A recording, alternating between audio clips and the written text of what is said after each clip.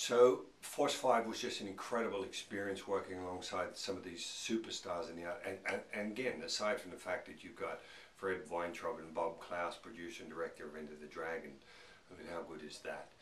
That, by the way, set up a great relationship with myself, with Bob Klaus and Freddie Weintraub. I ended up doing China O'Brien 1 and 2 with Cynthia Rothrock, with Bob Klaus directing and Fred producing.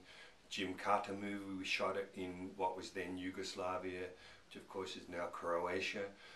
And still today, Fred and I are good friends. We're embarking on a new project. Can't really mention it much, but it's a stage production that we're working on.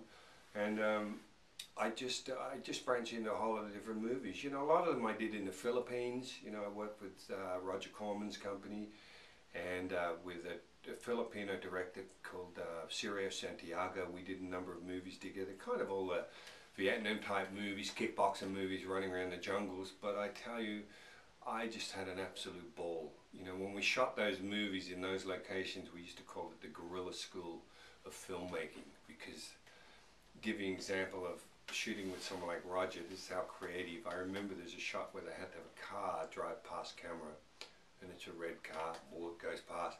Car comes back and it's a black car. Well, it's the same car. They've painted half the car black and half the car red.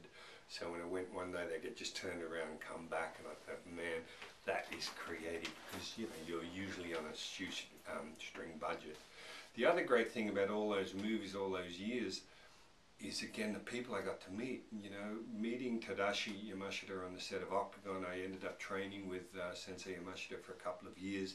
Just a phenomenal martial artist. His complex hand drills that I learned are still the best drills I've ever learnt, and I still practice them regularly today, and I thank Sensei Yamashita for that. Training again in the Philippines with different people in Eskrima, you know, all the different martial arts indigenous to the Philippines, when I was in Croatia, when I was in Lithuania, just a whole cross-section of different martial artists that I got to just feed off.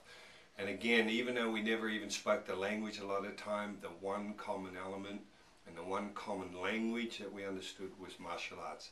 It just made us instant friends, and friends today with so many of those people.